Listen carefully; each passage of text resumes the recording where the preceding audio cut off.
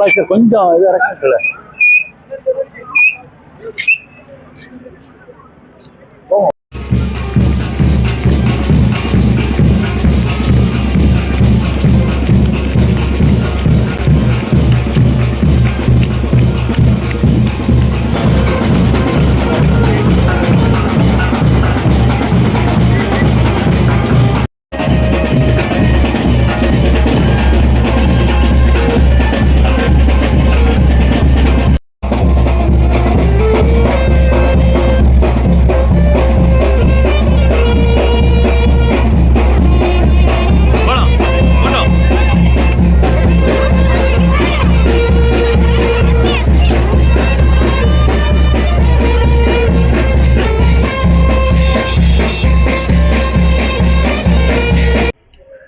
நம்முடைய கரூரிலே நடந்த துயர சம்பவத்தை, அதில் உயிரிழந்தவர்கள், பாதிக்கப்பட்டு மருத்துவமனையில் இருக்கின்றவர்களுக்கு ஆழ்ந்த இரங்கலை நாம் தெரிவிப்பதற்கு முன்னாலே நம்முடைய மாண்புமிகு முதலமைச்சர் அவர்கள் இரவோடு இரவாக 1 மணிக்கு சென்னையில் இருந்து புறப்பட்டு 3 மணி அளவில் இறந்தவர்கள் குடும்பத்தாருக்கு ஆறுதலும், இறந்தவர்களின் உடல்களுக்கு அஞ்சலியும், அதே போல நோயுற்றவர்களை மருத்துவமனையில் சென்று அவர்களுக்கு நல்ல சிகிச்சை கொடுப்பதற்கும் ஏற்பாடு செய்திருக்கிறார்கள்.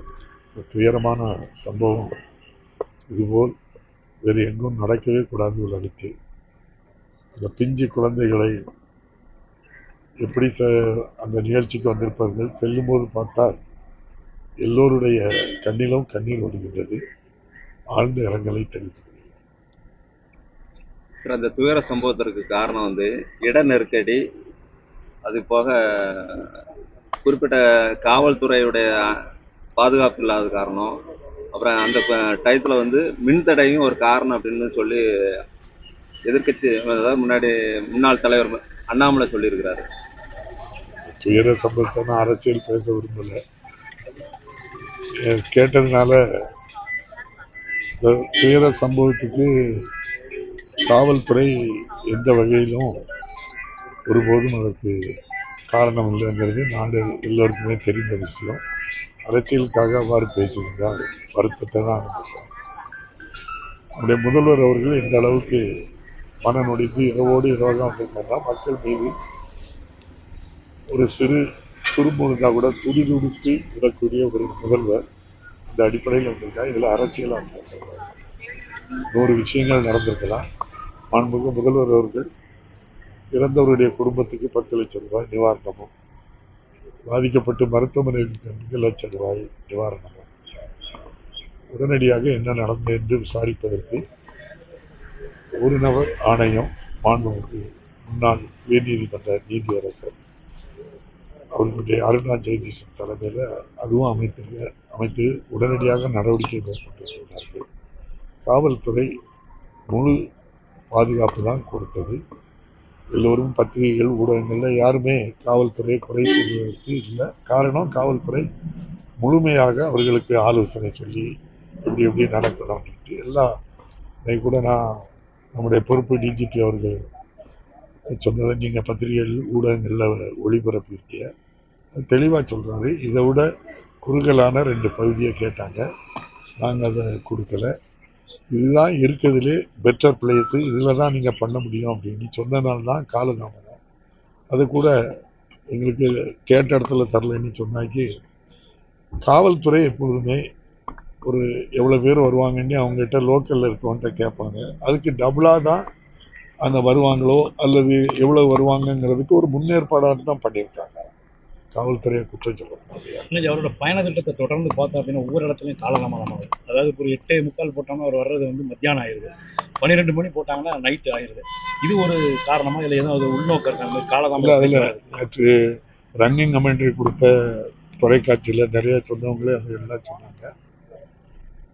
அதாவது நேற்று 2 இடங்களில் நம்முடைய தவிக தலைவர் பேசுவதாட்டு காவல்துறை அனுமதி பெற்று ஏற்பாடு செய்யப்பட்டிருந்தது. முதல் இடத்தில் காலை 8:45 மணிக்கு அந்த ஒரு முதல் இடத்திலும், 2வது இடத்தில் 12 மணிக்கும் வருவதாட்டு தான் ஷெட்யூல். எல்லாரும் பத்திரிகை பேப்பர்கள் அப்படிதான் பார்த்தோம். ஆனா அவங்க வந்து தவக தலைவர் என்ன காரணமோ தெரியல. இரவு அதிகாலை 8:30 மணிக்கு தான் சென்னையிலிருந்து திருச்சிக்கு தனி விமானத்தில் சென்றதா நம்ம எல்லாம் பார்த்துக்கிட்டோம்.